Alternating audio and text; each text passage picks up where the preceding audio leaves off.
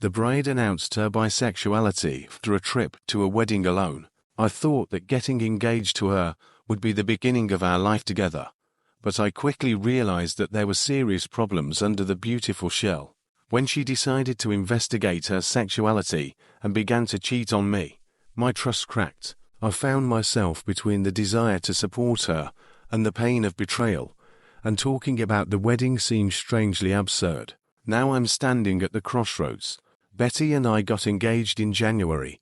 We've been dating for a couple of years. We plan to get married in February 2025 or February 2026. February is of sentimental importance for Betty, so only this month was considered. Depending on how soon, we will save enough money for the wedding. Soon after the engagement, at the end of January, we moved in together. In May, Betty was a bridesmaid at the wedding of one of her friends, and I couldn't attend because of my work and the fact that the trip and celebration would take 5 days. Betty had a great time reuniting with some of her old friends, but a couple of weeks after returning, she became sullen and introverted. I breathed a sigh of relief when she made an appointment with a psychotherapist, because she still hadn't revealed to me what was bothering her. Betty asked me how I would feel about the fact that she is exploring her sexuality as that she left the closet. I said I was ready to investigate it with her and maybe have a threesome with another woman to give her the opportunity to get such an experience. At that time, the offer of threesome sex was the only offer that my primitive brain found acceptable in our previously exclusive relationship. My nature as a caveman is still struggling with the thought of sharing her body and feelings with someone else. Betty refused, saying that she wanted to get a one-on-one experience with another woman and thought she couldn't do it in my presence. I told her that it's more like an affair and that this option doesn't suit me. I asked if she wanted to cancel the wedding and break up until she figures out what to do. Betty categorically refused, claiming that this is not what she wants, and that she still loves me very much and wants to get married. But it seems to her that she should explore the feelings she has before we calm down together. I asked Betty if she had done something inappropriate at the wedding, and if she had cheated on me, and asked if she had someone in mind, or if she had communicated with someone after returning. She admitted that she danced with that girl at the reception, and they kissed at the end of the evening, but there was nothing else. Betty denies that she communicated with someone or planned something, and added that she knows that so much fell on me at once, and therefore she does not expect a response from me immediately, just asks to keep an open mind and continue the conversation. I couldn't promise anything, but I agreed to do a little research and talk to my colleague who has an open marriage to find out how they are doing. I warned Betty that if I find out that she is lying or doing something behind my back, I won't give me a second chance and I'll leave. A colleague helped me a lot and told me openly about their relationship. My brother took me to a support group that helped me come to terms with the changes in our relationship with Betty. I had already swallowed the second book on relationships by the time we met Betty on Thursday evening to check out how she feels and discuss how we should proceed. I found us a psychotherapist for a couple counseling, gave her a book that I just finished reading, and told her that we should postpone the wedding for 6 months, and then decide if this is the path we want to go. I was on a horse when Betty stopped me and asked, "Am I planning to meet other people?" As if it never occurred to her that I would also date if we open a relationship. After that, she kind of closed in on herself and began to answer monosyllable. When I asked her about something, I think the longest sentence was "I just don't know." Betty has been in this state for a day, as if in a fog. I'm preparing for the inevitable flow of emotions. It seemed to me that the bride would be glad that I decided to agree to her offer to open our relationship. Explanation: my brother came out when I was 16. Our parents supported him a lot, so I grew up in a completely different environment than my girlfriend. On Saturday evening, the fog surrounding Betty dissipated, and the relationship heated up to the limit. She said that agreeing to an open relationship is my way of punishing her and taking revenge on dating other women. Betty just asked to give her some time to explore her sexuality. I replied that she almost does not regret that she cheated on me, and is waiting for an indefinite permission to do it again. I told Betty that our mutual friends told me that she asked them not to say anything about what happened at the wedding. So I will probably never know the whole truth, and just have to accept that everything was worse than she admitted. I asked if she thinks it's fair to have sex with other people while I'm waiting under the door, like a loving, longing puppy who is expected only to happily wag its tail when she decides to return home and give him some attention. After that, everything went wrong, and we both said hurtful things to each other. I'm not very proud of this conversation. I said some things that probably shouldn't have been said out loud, but her attitude hurt me a little, and I spilled out a little more than necessary. I would prefer to keep dignity and calm. In the end, I offered Betty 3 options if she wants to move on. 1. Monogamy, to postpone the wedding and go to a consultation as a couple. No experiments. When everything is fine, we will play the wedding with a marriage contract to protect me in case she changes her mind and or changes again. 2. Open relationships. We can both meet whoever we want, and she can figure out her sexuality on her own terms. In a year or so, we will be able to see if marriage still seems to be a good option, if we are still together. 3. The final break. Betty moves out, and we can each live our own life, who deems it necessary. If, when she decides that she wants monogamy with me, if I haven't changed my mind about being with her yet, we can try option 1, but it will be a new beginning, not just a return to where we stopped, and we'll have to decide who will get the dog we got together. Betty decided that she needed some space and time to think everything over, and was going to stay with friends for a couple of days. Before leaving, I told her that if she accidentally cheated while living separately, then let her not come back, unless she wants to pick up her things. This morning I received a message from Betty. I'm so sorry. She didn't answer when I asked what she meant, and my call was redirected to voicemail. I'm not going to contact her anymore, and I'll wait until Betty contacts me when she's ready. On Wednesday, Betty came to a previously scheduled meeting with a psychotherapist and told her about what happened between us. I don't know what exactly was said at the meeting, but on the way home to a friend she called me, apologized for some things she said in our last conversation, and would like to go home and discuss everything. I told Betty to stay at her friend's for the night and think about what she wants, and on Thursday she came back home. Then we can sit down and decide everything. On Thursday, we met at the house and talked over dinner. We both apologized for being angry and saying unpleasant things to each other. After talking to a psychotherapist and several conversations with her best friend, over the past few days, she thought about it and decided not to investigate her bisexuality. The idea of a truly open relationship, at which I can also sleep freely with other people, terrified Betty, and getting married in her case was more important than chasing a rainbow. Her phrase is not mine.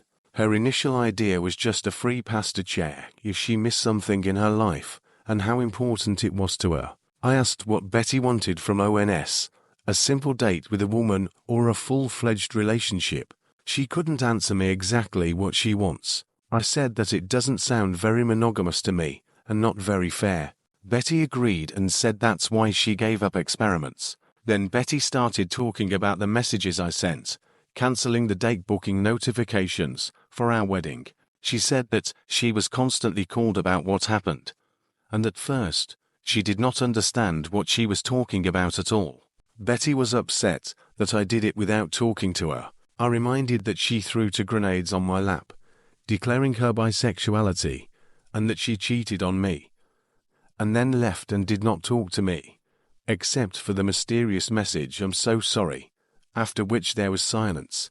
Although I didn't say anything except that we had problems, and we would have to postpone the wedding, it's obvious that I assumed that she cheated on me. Betty changed the subject and said that we can still get back to normal and get married next spring.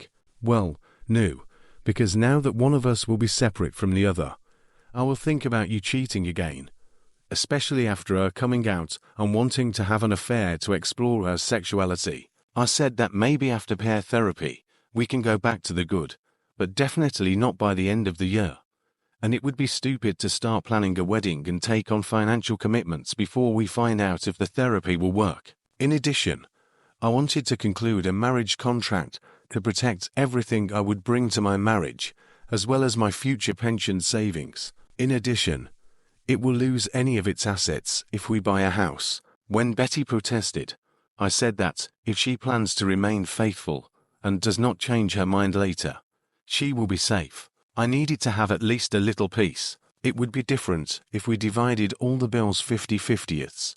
But now I pay the rent for our apartment and pay most of the bills, probably 80%. She pays for the phone and the car, and sometimes buys groceries when I don't go to the store with her. We have no joint accounts, except for one credit card. All I ask is that, if Betty doesn't fulfill our wedding vows, I don't have to pay a fine for her to change her mind in the future. This conversation has been going on for several days. Then it goes away, then it lights up.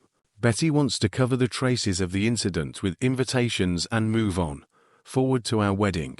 In her opinion, the study of her sexuality is not worth sacrificing our relationship. At the moment, we are together again and plan to contact a psychologist in the near future. At the moment of enlightenment, I realized that I was in a hurry to accept the idea of an open relationship to give Betty the freedom to explore her new desires, and now I am not ready to consider this option at all. I think that separation is the best option, parting, if you want, until we both decide in which direction to move on, and whether we will be together in the future. It's not what I want, but I also don't want to spend the next 3 to 5 years together just for Betty to change her mind or cheat on me one day. Sometimes I think I need to let Betty go free so that she can find her happiness, because I don't know if it's with me, and I won't sit and wait for her to decide if she wants me and if she's ready to accept monogamy. I believe that parting can also be the best choice for my health and happiness. Extremely lousy week. The consultation started badly. I entered the office and immediately saw a big flag of pride on the wall. Our therapist was very prejudiced against my girlfriend's situation. She immediately changed the moment with cheating and began to talk about the fact that I need to better support Betty's awakening and support her on the way to knowing herself and blah blah blah. My bride is confused, and I don't give her a safe place to explore who she is. Nothing was said about my feelings and needs. Worse than when the therapist attacked me. I expected Betty to stand up for me or say something positive, but there was nothing. This part hurt me the most, and I practically turned off for the rest of the session. Towards the end, the therapist still tried to start a conversation with me, but it was obvious that she realized that she had completely lost me. After she intimidated me for most of the session, the therapist realized that I was disconnected and spent the last 10 to 15 minutes trying to make me speak again. She tried to shake my hand when I was leaving, but I just silently got up and left her office. On the way home, Betty tried to talk to me, and I gave her 3 answers, which I repeated to the therapist. Of course, no and maybe. It was the same therapist for couples that was recommended to us by her personal psychotherapist. I thought I was going to a safe place, but it turned into an ambush, and for most of the session I felt bullying and jokes in my address. I always thought of the flag of pride as a sign of tolerance, but in this case, it was a false flag. It seems that the message of peace, love and acceptance is intended only for those who are on one side of the multicolored banner.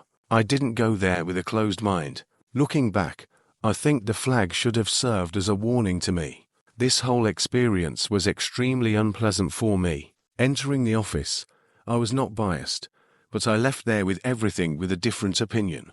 The therapist turned out to be a bad specialist because she focused on one aspect of our relationship and ignored the others, including Betty's infidelity and her desire for a one-way open relationship, while pushing us to marriage and convincing us that this is the best way out. The next day, Betty's mom called me at work and asked why we were postponing the wedding and said that her family and friends had already started making plans. I replied that she should talk to her daughter about it. She kept pestering me until I finally said that Betty was kissing someone at her friend's wedding, and that's why everything was postponed, after which she hung up. Less than an hour later, Betty called me and demanded to tell me what I had told her mother. I said that she kissed someone at the wedding, and we are trying to deal with it, and that I did not mention Betty's coming out. I insisted that she should talk to her mother and tell her the whole truth, and that I was not going to wait, holding my breath and biting my tongue. And so I get a message from her mother, in which she says that I need to accept and survive all this, and that I may even be guilty of what happened, because I didn't go to the wedding with Betty. A huge message in which she expresses her opinion to me and tries to explain what I need to do. I showed Betty the message when she came home from work and said that she needed to do something with her mother, or I would enlighten her by telling the whole story of our problems when she tried to tear me apart next time. Betty promised to deal with her mother and took a promise from me to give her time to tell her everything. I had a great relationship with her family. Everything went wrong with my mom when I postponed the wedding. Betty's mother was completely absorbed in wedding planning and was too involved. Therefore, when I pulled the plug out of the outlet, she took it hard, almost as a personal insult. On top of that, this week Betty began to be very careful about her phone. Yes, the main alarm signal that everyone warned about. I went to charge my phone and disconnected her phone from the network to connect mine, and she flew through the whole room with lightning speed and practically snatched her phone from my hands. Later, while Betty was sleeping, I managed to look through her phone, and I found that she had changed the password to it, which she had not done since we first started dating. I went online and looked at our phone bill, and surprise, there were many long calls to the number in Colorado, from where, as I found out, there was a girl with whom she kissed. At the moment, I'm just morally exhausted. Gaslighting, lies and the feeling that I'm still stomping all the time are eating me up. Recently, when we were close intimately, Betty lacked the passion that was before all these events began. I feel like I'm being bombarded with love, but without any feelings. It feels like empty words and insincere gestures. Tomorrow we're going to our parents' barbecue. I'll try to stay calm and not say anything with my fingers crossed. But when we get back, I'll tell Betty that I've had enough. I'll give her a choice: stay in the apartment alone or move out. She will be free to explore the world and find something that will really make her happy. But it won't be me. I told my parents and a few friends about everything. My tribe is ready to support me and help with the move when I need them. Dad vetoed Mom's offer to move back home and said that I really needed a new puppy, and joked that I was too old to live with my retired parents. Unfortunately, although after all this I will have fewer friends, most of the close people from my main group of friends were very reliable and supported me while the drama was developing. I don't communicate with the couple who covered Betty. They are part of our large group of friends. I keep my distance, but I try to be polite. The other members of the group know that they kept a secret from me, and they got it for it. They both repent and support me as long as everything goes its own way. My wife was friends with Betty and still often communicates with her. My husband and I were very close, but I don't talk to him anymore. Everyone who told me about it under the last post was right. It's time to live and move on. Now my stress level is surprisingly low, because I know what I want to do. My sister will be at my place when we get back from the barbecue, and plans to stay at least for the night, while I tell Betty about my decision. Now that the decision has been made, I feel strangely calm. Betty and I came back early from the barbecue at her parents' house. I planned that my sister would be at our house when we come back as a witness, but I had to wait for her appearance for several hours. I gathered us all in the living room and told Betty that I couldn't do it anymore and gave up. I explained that I had lost all confidence in her. I don't see a way forward, and that the best choice is to go in different directions. Betty couldn't understand what I was talking about and claimed that she was honest with me after her confession about what happened at the wedding. I asked if she talked to the girl she kissed at the wedding, and Betty denied it. I asked to show her phone number, but she refused, saying that it would violate her privacy and the personal life of the people she communicated with. Okay, so who did you call in Colorado with code 720? Maybe I should call and see who will answer. It doesn't matter, because it proves my point of view. I offered her a choice: move out or stay, and I'll eat. I also said that I would give Betty what she deposited into our savings account for the wedding. She tried to make my sister leave and leave me alone to talk, but I said I was advised to invite a witness just in case. Betty moved from tears to anger, and only after an hour and a half was finally able to talk to me calmly. We talked almost until midnight. Betty never fully confessed. I think she hopes that I will change my mind. She's confused and contradictory, and apparently thinks that if she had told me the truth, I would have definitely left her. Betty's exact words are, "I hid some things just to protect your feelings. I'm killed by the thought that she threw away what we had and all the plans we made." It's as if she became a completely different person into shorter time. In the morning, Betty decided to temporarily move in with her parents, and the three of us packed her things. While we were waiting for her father and brother to come for things, she tried to persuade me to go to another therapist and give therapy another chance, but I said it was a waste of time. I could never trust her again, and you can't live like that. September 3, I changed everything except the locks, and now I'm waiting for the owner to do it. I took a couple of days off at work to deal with things, banking operations, etc. Yesterday, we packed almost all of Betty's things in boxes and transported them to her parents' house. Reality comes into its own, and I get used to a new chapter of my life. I'm just thinking about what happened and whether I could have done otherwise. I'm thinking about going on a trip and just leaving for a few days. September 7 today, I took a box with some of Betty's things that we missed, and part of her mail to her work. She wanted to talk and maybe meet for dinner to talk, but I told her we just need to move on and left. I blocked it everywhere, and I just want to leave everything behind. September 9th, well, she's gone forever. All her belongings were taken out of the apartment, and Betty received her share of the money that we saved for the wedding. I blocked her everywhere, and I don't plan to contact her anymore. I don't need a denouement, an apology, or an explanation. Betty made several attempts to contact me through friends and work. Colleagues now know that I shouldn't be disturbed, and they no longer accept messages from her. I politely explained to my friends why I don't want to take her back. They showed understanding and gave up this case. I had to block a couple of people who persistently tried to get me to communicate with her. September 26th and 27th, Josh. Betty have just been discharged after a psychiatric examination in connection with the incident that put her in the hospital. Of course, her mother blames me for not supporting her enough.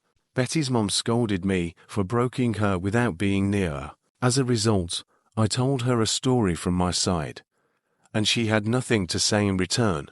I hope it's over. I try not to interact with her and her family, and for the most part I do it better and better. I still have moments of doubt that I did the right thing, but there are fewer and fewer of them. I try to stick to a stable schedule in the gym.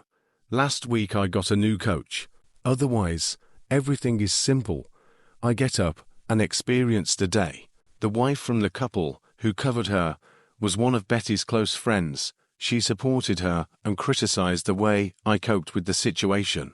Despite the fact that her husband and I were good friends, I had to completely break off relations with them because of my wife and her constant attempts to force me to change my position. Betty's story about that ill-fated wedding did not change after the first confession. She admitted that the girl she kissed was talking to her, and they wanted to schedule a meeting, but she tried to postpone it until she got my permission to research her sexuality. Whether it's all true, I'll never know. I would like to think that if Betty was honest with me from the very beginning, we could come up with something. But because of lies, manipulation and selfishness, I just lost all trust in her and could not marry the man who treated me like that. I had to completely delete her and several people previously close to me from my life. Ultimately, I think it will be better this way. After completing all the complex procedures of parting and making a difficult decision, I started a new chapter of my life. Having moved in with my parents for a while, I was able to restore my emotional state and realize that, although it was a difficult test, it was necessary. The support of friends became an important support for me. They understood what I was going through and helped me find the strength to move on. Gradually, I began to take care of myself, I began to go to the gym more often, got carried away with a new hobby, and even returned to music classes, which were forgotten against the background of the stress of recent months. These classes not only distracted me from thoughts about Betty, but also helped to discover new facets of myself that I had not noticed before. Sometimes I still thought that if Betty had been honest from the very beginning, our future could have been different, but the ladder of events has already been passed. A negative experience would probably become only a stone in our way. I also understood that each of us has our own road, mine with its exciting future, and its, perhaps, with new discoveries and looking for relationships. A few months later, I decided to return to normal life, met new people and tried to develop healthy relationships without fear and doubt. Every step was not easy, but feelings of freedom and choice became my main compasses. I also often met with a spiritual mentor who helped me rethink situations and let go of the past. He taught me to enjoy the simple things associated with life and to appreciate every person I meet on my way. Of course, memories of Betty, the love that seemed perfect, sometimes sneaked in my thoughts, but I understood that ideals are often distorted, and it is important to learn from your mistakes. Everything that was happening opened my eyes to many things, to love, trust and self-respect. The finale of this difficult chapter of my life was the realization that, despite the losses, I am ready to open my heart again. In the end, life went on, and every new day brought its own little joys. I have learned to take care of myself and expect the best moments ahead, relying on personal beliefs and understanding of my happiness. Thank you, Betty, for that lesson. Now that I read your messages, I understand better what I want from life. I keep thinking about your message, and every day I kept the best for myself, taking off the masks of fear and emotional misunderstanding. I hope that you will also be able to find your way and find peace within yourself.